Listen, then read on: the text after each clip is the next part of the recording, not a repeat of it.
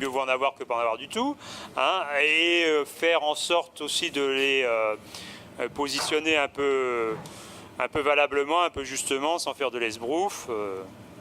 Bon, je crois que ça mérite une petite investigation, donc plusieurs s'y sont risqués, notamment Pierre Olivier. C'est peut-être l'occasion aussi de se dire qu'est-ce qui nous importe aussi, voilà, quand on utilise les uns les autres des arguments. Voilà, j'ai fait une session sur Ricoeur, donc je vais vous dire, c'est pas exactement comme ça que ça se passe, hein, aujourd'hui, hein. Et on a parlé tout à l'heure de la verticalité et de l'horizontalité. Bon, je pense que vraiment là on est dans le cœur du sujet aussi. Voilà, donc essayons d'éclairer aussi les questions contemporaines, y compris dans des formes, je ne vais pas dire approximatives, mais enfin, bon, tout n'est pas dit aussi de la présidence de la République actuelle, hein, et on verra ce qu'il en est par la suite. Mais le risque du philosophe, c'est aussi d'être capable de se prononcer sur le plus actuel, en sachant que ce n'est pas une parole non plus d'expert, que c'est une parole aussi de citoyen, mais il faut aussi qu'on soit capable de se dire les choses simplement, hein. L'éthique dialogale pour lequel ou de conversation qu'on développait déjà depuis ce matin, c'est un peu la mettre en œuvre aussi entre nous. D'autant plus, et j'abats mes cartes, hein, qu'on va vers des échéances électorales qui s'appellent les élections européennes, et que, mes chers amis, c'est mal parti, hein. Donc voilà, comment est-ce qu'on peut aussi calmement poser les choses un peu mieux et voilà, sans violence, hein, exprimer des positions. Et vraiment, Pierre-Olivier a attiré notre attention dans une pluralité, hein. Voilà. On n'est pas obligé de penser tous pareil, et heureusement, hein. Alors, allons-y. Alors. Après cette planche un peu savonnée quand même, hein.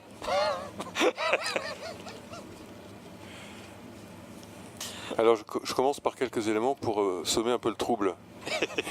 En plus.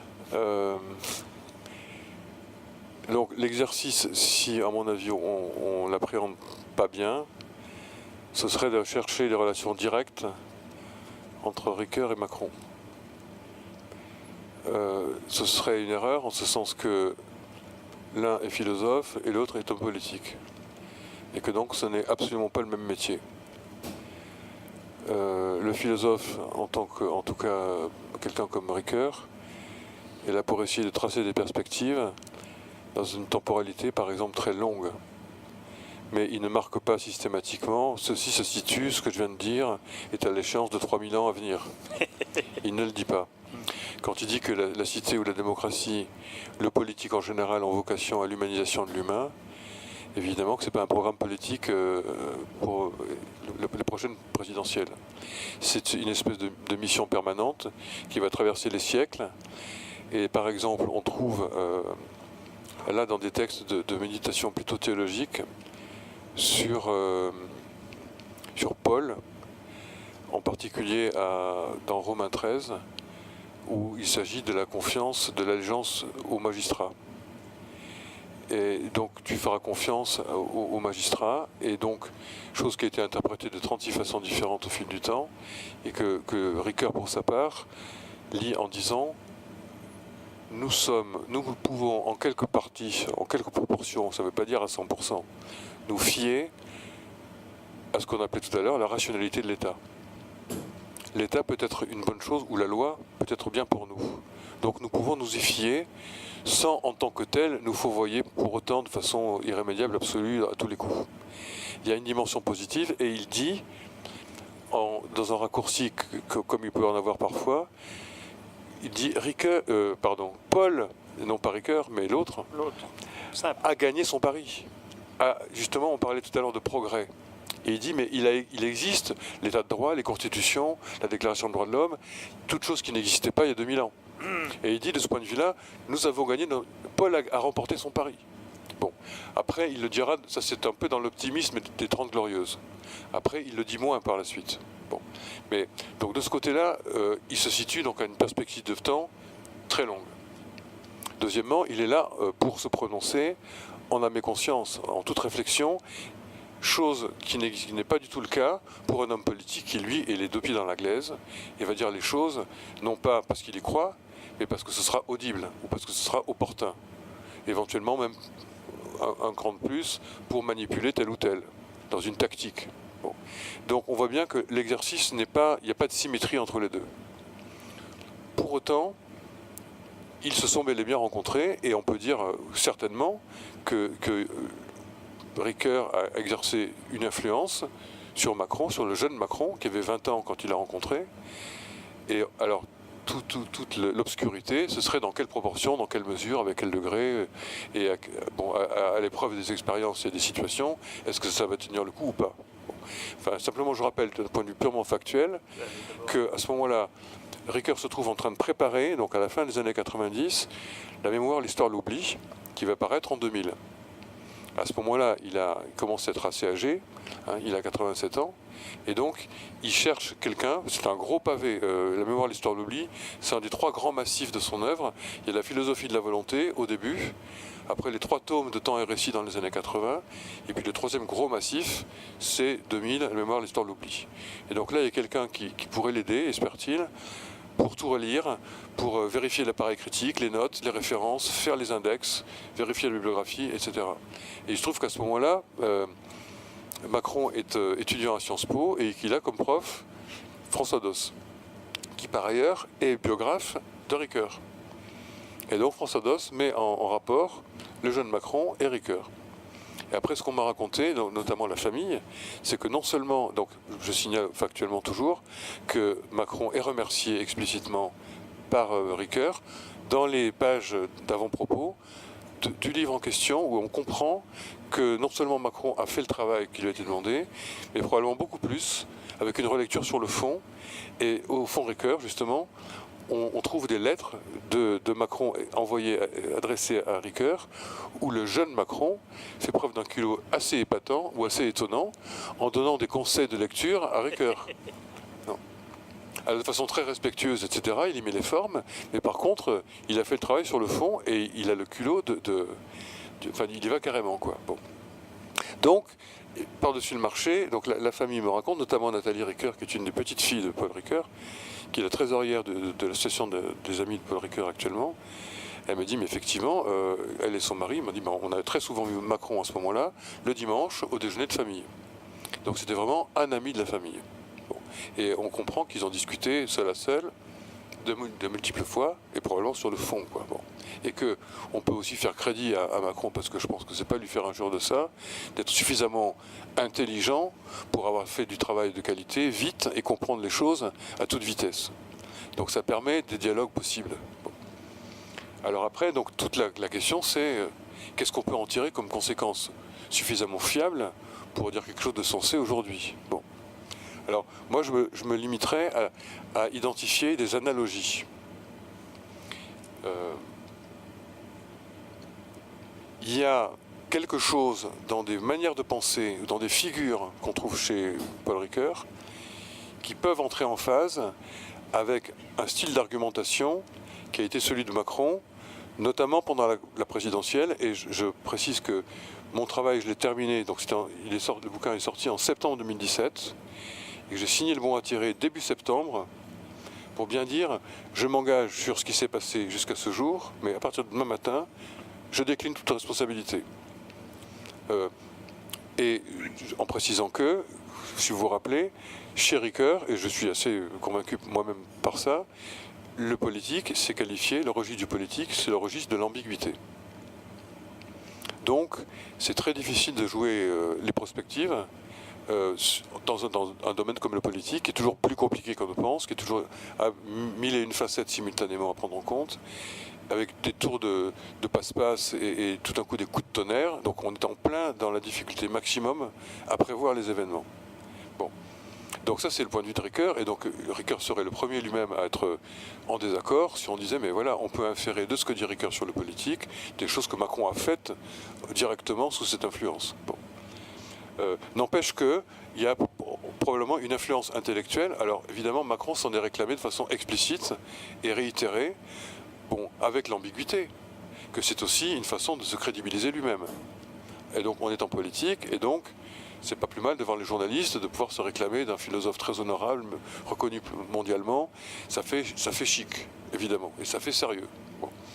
Après, on va voir, mais c'est à l'épreuve des événements, et je dirais même, il est assez difficile de savoir quelle est la part entre ce que Macron a l'intention de faire, ou a eu l'intention de faire, et ce qu'il a pu faire effectivement.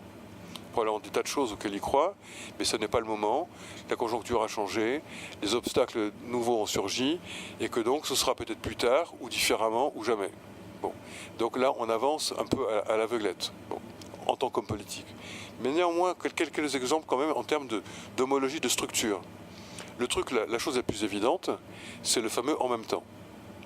Parce qu'en même temps, donc ça veut dire d'un point de vue tactique et d'un point de vue programmatique, et la droite et la gauche. Hein. C'est pas ni la droite ni la gauche, parce que ça c'est plutôt populiste. Et donc il ne reste plus que nous ailleurs, nous dans les marges. Là c'est plutôt et l'un et l'autre. Et donc on disait tout à l'heure, c'est peut-être, en tout cas c'est en phase, avec le fameux paradoxe politique qui consiste à dire le politique c'est à la fois rationnel et irrationnel. Donc c'est une pensée complexe qui veut prendre à bras le corps, que les problèmes sont compliqués, ambigus, et comme disait Ricoeur, que c'est pas ou bien tout blanc ou bien tout noir, mais ce sont des nuances de gris. Ça, c'est en fin de sa vie, dans le domaine de l'éthique, Ricoeur dit ça. On est en train de travailler, de réfléchir à des nuances de gris, quoi, et non pas blanc-noir. Donc, on peut dire ça. Ensuite, il y a eu un quiproquo, et du coup, tous les journalistes suivaient un peu la chose comme un feuilleton, c'est-à-dire en cherchant le moment pour prendre en faute Emmanuel Macron par rapport en même temps. Et donc on disait est-ce que c'est équilibré, est-ce que ça ne l'est pas? Alors je précise par rapport à ça, et c'est pour ajouter du crédit à cette analogie possible, que Ricoeur n'a jamais dit qu'il fallait rester dans une espèce de suspens comme ça, d'hésitation perpétuelle entre deux pôles qui sont antagonistes. Et dans Éthique, philosophie et politique, le recueil d'entretien qui, à ma connaissance, et ce sont les textes de Ricoeur qui sont les plus accessibles, publiés à ce jour, c'est très clair, comme le nez au milieu de la figure, qui dit que n'empêche qu'à un moment donné, il faut décider. Et que donc décider, ça va être arbitré, et qu'il parle même de tragique de la décision, quoi. On sait que ce ne sera jamais parfait, mais qu'il faut bien tomber de quelque part, plutôt que de rester en suspens entre des propositions contraires. Donc, le paradoxe politique n'est qu'un premier temps préalable à la décision. C'est-à-dire, est-ce que je suis prêt à remanier mon point de vue pour réfléchir large à l'ensemble des tenants aboutissants d'une problématique, ce qui ne veut pas dire que je vais décider dans le vague. Je vais décider sous un certain angle, en sachant que la décision est irréversible et qu'il y a un tragique inhérent à l'action. Voilà. Alors ça, c'est par rapport au fameux « en même temps ». Ensuite, parmi les préoccupations majeures, on peut dire l'axe, l'intention principale peut-être de Ricoeur dans toute sa pensée politique, il s'en explique dans un article qui est un article de l'Encyclopédie universaliste, donc facile d'accès, qui est l'article « Liberté », qui est paru dans les années 70, je crois que c'est 71. Et donc il fait, comme souvent, une vaste fresque de l'histoire de la philosophie politique pour dire que sa préoccupation à lui est de réarticuler l'éthique et le politique. Et il dit, à l'époque d'Aristote, donc plusieurs siècles avant notre ère, avant l'ère chrétienne, éthique et politique allaient de pair. Et puis, il se passe comme si la cité grecque est engloutie dans l'empire macédonien, et au lieu que la cité se déroule, que la délibération démocratique soit eu lieu sur l'agora, tout d'un coup ça devient évanescent, et on a l'impression que le politique est disséminé, n'est plus une activité quotidienne, est disséminé sous la puissance de l'empire d'Alexandre. Et à ce moment-là commence, dit Ricoeur, une espèce de dérive des continents. On va avoir d'un côté le politique qui va devenir de plus en plus détaché de l'éthique. Alors il donne l'exemple de Machiavel. On peut dire du coup ça va devenir une approche complètement froide, purement de rationalité et indépendamment des convictions personnelles. Ce sera pure efficacité qu'on recherche. Et de l'autre côté, l'éthique va elle aussi dériver de son côté, dissociée du collectif, pour devenir de plus en plus individuel, psychologique, nombrilesque. Et on pourrait dire, dans certains milieux très psychologisants, on a souvent l'impression que le politique est très lointain des préoccupations, très loin, que le commun s'efface derrière la préoccupation du pur sujet individuel.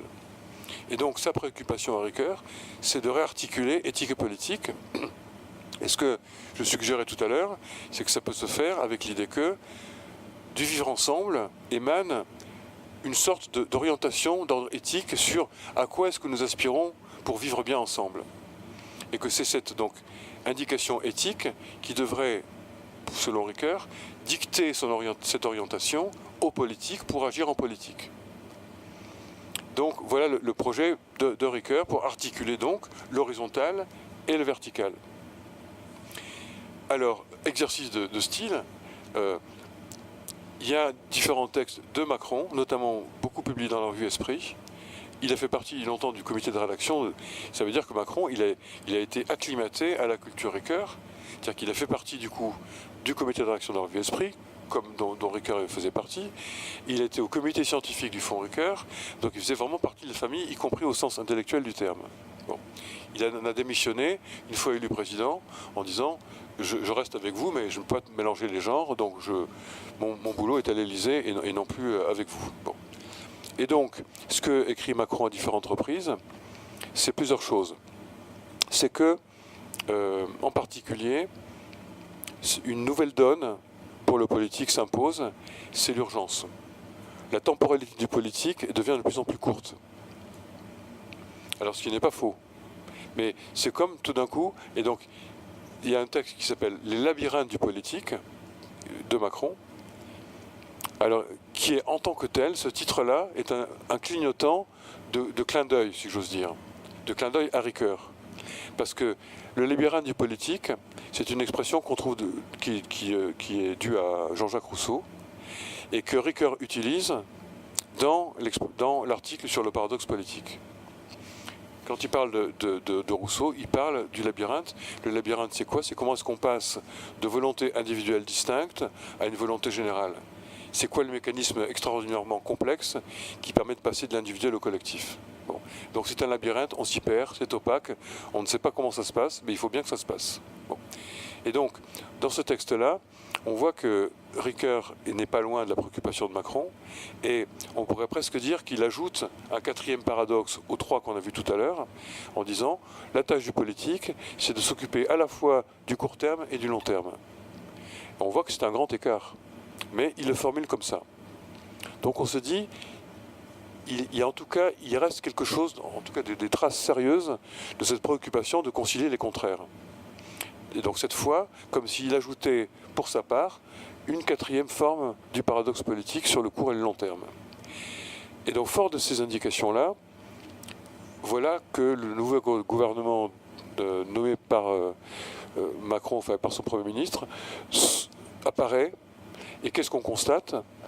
C'est qu'il est composé à 50% d'hommes politiques, entre guillemets, professionnels, et à 50%, mais exactement, arithmétiquement, 50% de personnalités émanant de la société civile. À partir de là, on peut se dire, hypothèse de lecture, peut-être qu'on peut y voir une volonté de concilier le politique et l'éthique, l'horizontal et le vertical, au sein du gouvernement, et que ce soit la réponse que Macron a trouvée, en considérant Ricoeur, lui, pour articuler horizontal et vertical, éthique et politique, il va passer par les corps intermédiaires, les syndicats, les médias, les associations, tout ce qui fait médiation entre le haut et le bas. Inconvénient, ça prend du temps. Pour faire remonter tout ça, discuter, débattre, négocier, les partenaires sociaux, donc ce sont des médiations qui sont dans le temps long. On peut imaginer que Macron il est très au fait de ça. Il dit je suis d'accord sur le fond, mais ça n'est plus d'actualité. Et donc je mets tout ça dans mon gouvernement et ça va se faire. Le travail se fera au quotidien entre eux au sein du gouvernement. Donc ce serait une clé de lecture. Peut-être que dans certaines mesures, c'est une lecture optimiste qui fait crédit à Macron, à l'excès peut-être, de faire ça en pensant à Ricoeur. Et je dis, on pourrait avoir une deuxième lecture qui ne serait pas du tout une lecture de type démocratique, inspiration Ricoeur, et qui serait plutôt une lecture Saint-Simon, 19e siècle. c'est-à-dire le mérite industriel. On prend tous les méritants qui ont réussi dans leur domaine professionnel, dans leur domaine d'activité, et c'est eux qui vont être pris comme modèle, comme exemple et comme décideur pour la République. Donc là, on n'est plus dans un domaine, dans une démarche de représentation démocratique, on est plutôt dans une démarche de mérite, de reconnaissance du mérite dans un secteur professionnel qui serait transposé ensuite aux politiques, domaine qui a priori n'a rien à voir. Donc là, ce serait une lecture pessimiste de l'influence de Ricoeur sur Macron. Et il me semble que parfois, on peut se poser la question. Est-ce que ce ne sont pas les plus méritants, les experts dans leur domaine, hein? Est-ce que ce n'est pas un gouvernement des experts, plutôt qu'un gouvernement de la représentation de la société civile? Bon. Alors voilà quelques exemples issus de ce texte du Libéral politique, mais on peut en trouver d'autres. Autre thème que met Macron en exergue, c'est le thème de la responsabilité. Alors ça, c'est un thème, on l'a dit tout à l'heure, très important chez Ricoeur.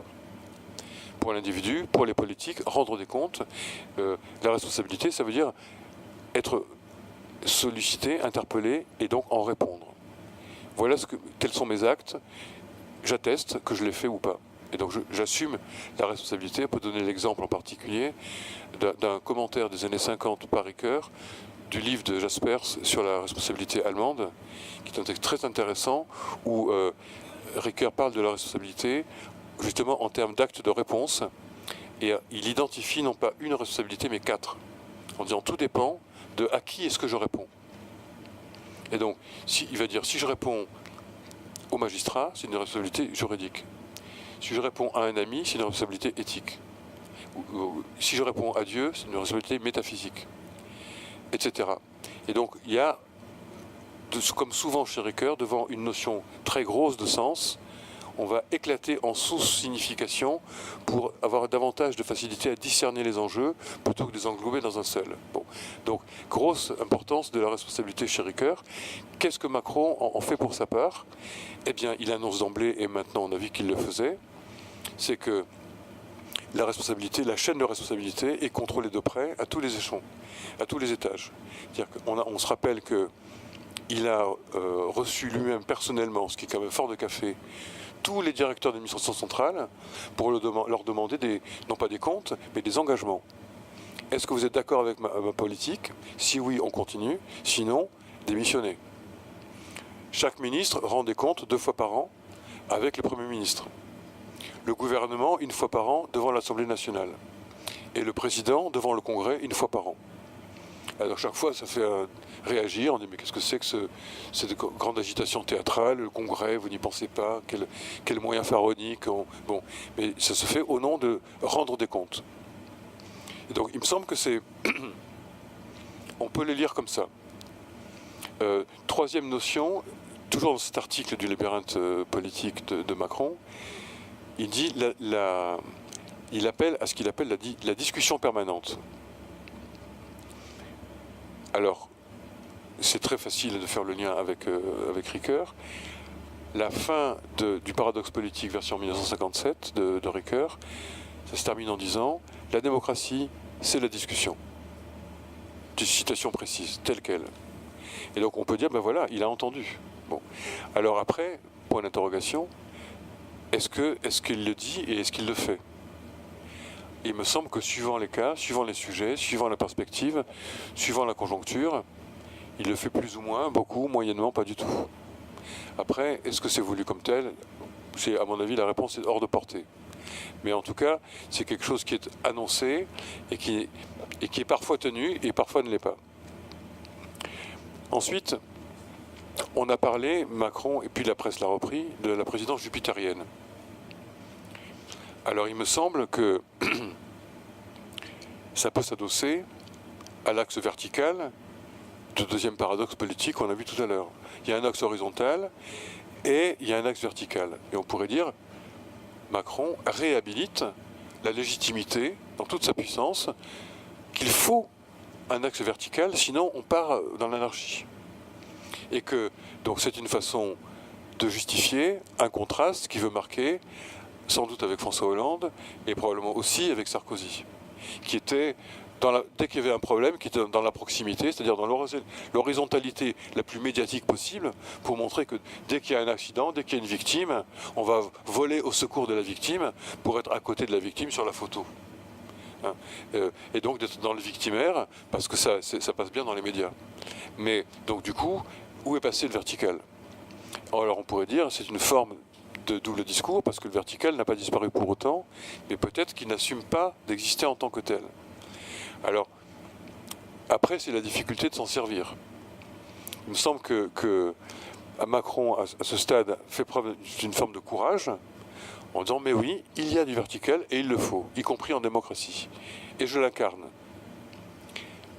À quel propos le fait-il à bon escient ou pas? C'est toute la difficulté de l'exercice. Ensuite, il y a encore une notion importante que Macron met en avant dans ce même article, c'est la notion d'idéologie.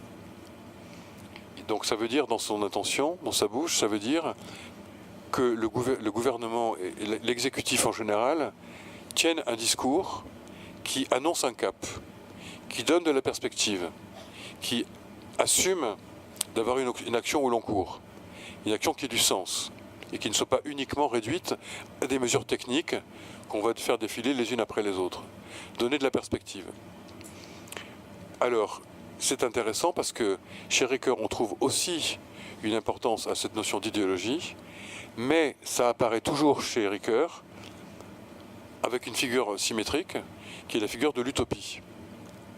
Ce qui est important de voir chez Ricoeur, c'est que idéologie et utopie, ce sont des notions polémiques. Dans une discussion, quand on taxe l'autre d'idéologue, c'est pour le critiquer. Ou inversement, quand on taxe d'utopiste, c'est aussi pour le critiquer. Donc, c'était même un paradoxe chez le sociologue Mannheim, qui est le sociologue allemand qui a beaucoup travaillé là-dessus. Il dit, mais on ne peut pas s'en sortir de ce truc-là, parce que personne n'est au-dessus de la mêlée. Qui est-ce qui va pouvoir trancher, est-ce que c'est vrai ou pas, que c'est idéologique ou utopique? Et donc, en fait, il y a tout un cours de Ricoeur qui s'appelle l'idéologie et l'utopie, où il essaie d'articuler différents auteurs de pensée politique pour montrer qui ils sont d'un côté plutôt idéologique, plus utopique, etc.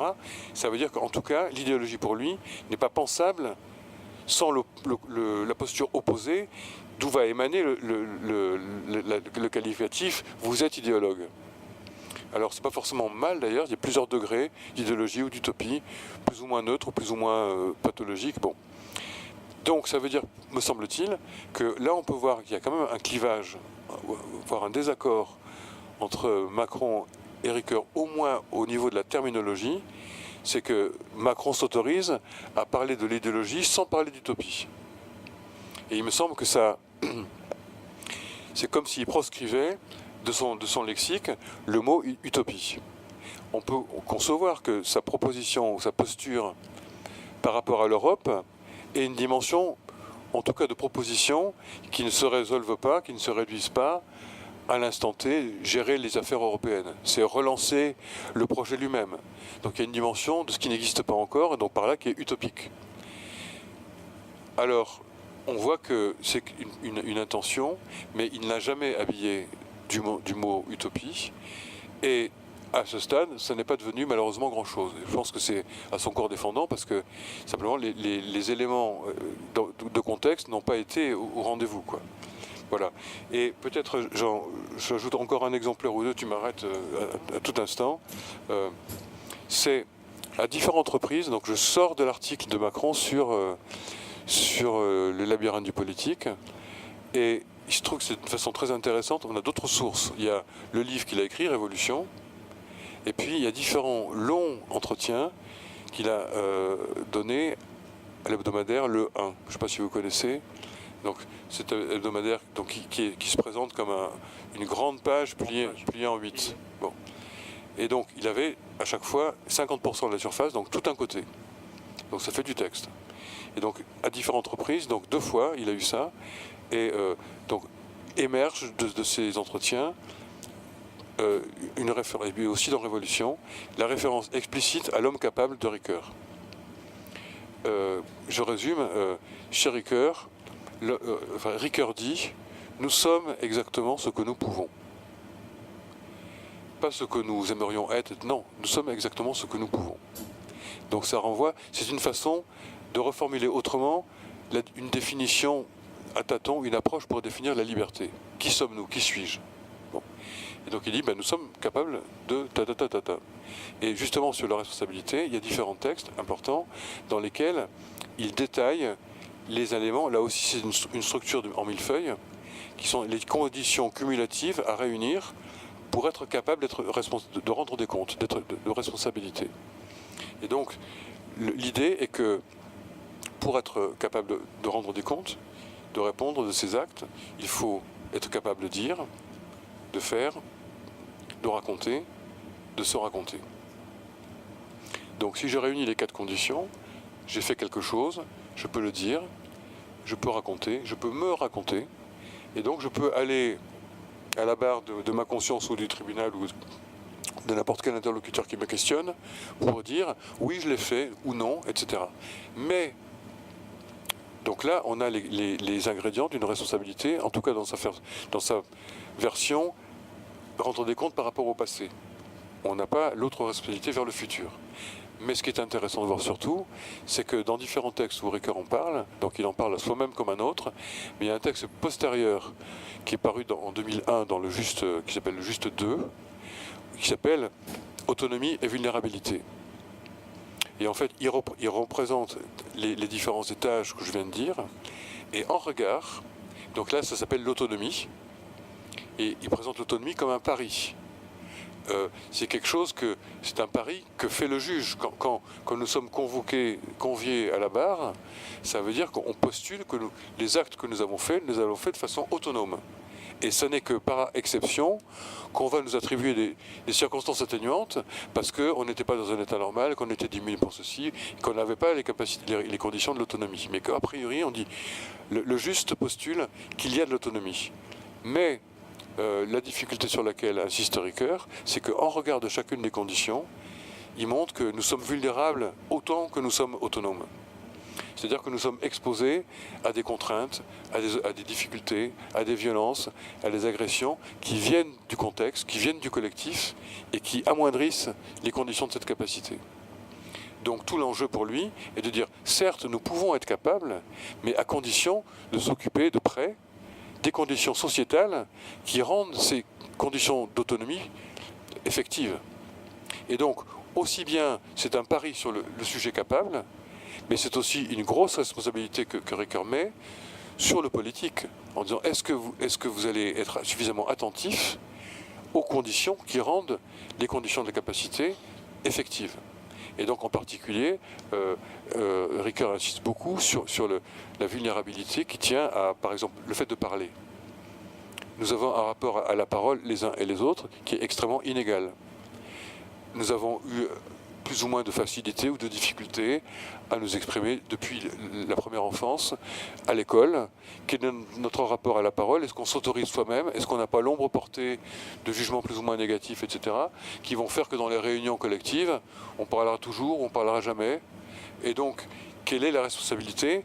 Alors, en management, c'est quelque chose que moi je vois très souvent, c'est est-ce que le manager est équilibre, est l'arbitre équilibré qui va répartir la parole entre tous les participants de la réunion?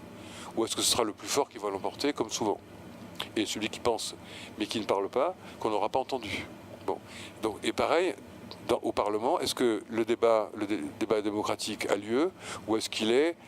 Alors, on a vu les sessions qui se règlent dans l'urgence. Donc là, du coup, c'est l'occasion de parler qui est réduite. Bon. Donc, la question qui se pose, c'est est-ce que est-ce que les conditions que Ricoeur envisage pour que l'autonomie soit effective, à condition qu'on s'en occupe, est-ce que Macron s'en préoccupe ou est-ce qu'il ne s'en préoccupe pas? Et moi, je vous livrerai une question qui est la mienne, qui m'a traversé parfois, c'est que il me semble que l'homme capable, référence à Ricoeur, a parfois tendance à masquer une référence à un homme plutôt néolibéral.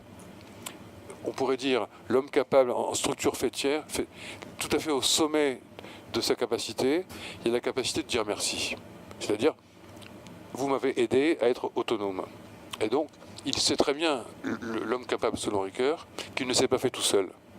Il sait très bien tout de ce dont il est redevable à l'égard de ceux qui l'ont accueilli, de ceux qui l'ont formé, de ceux qui l'ont protégé, habillé, etc. Et que donc nous sommes ce que le noyau dur de l'éthique du vivre ensemble chez Ricoeur, c'est ce qu'il appelle l'endettement mutuel. Et c'est pas du tout comme une contrainte fatale, c'est comme une valeur chérie. C'est-à-dire que nous sommes entre amis, c'est un plaisir d'être mutuellement endettés. Donc, on pourrait dire, est-ce que ce n'est pas le contraire qui se profile parfois quand on a affaire peut-être à une espèce de l'homme capable, couronné de réussite et de reconnaissance, notamment économique, celui qui se sera fait tout seul, qui est un peu la caricature du manager postmoderne, qui ne doit rien à personne. Je veux dire, la caricature, ce serait Bernard Tapie, par exemple, quoi.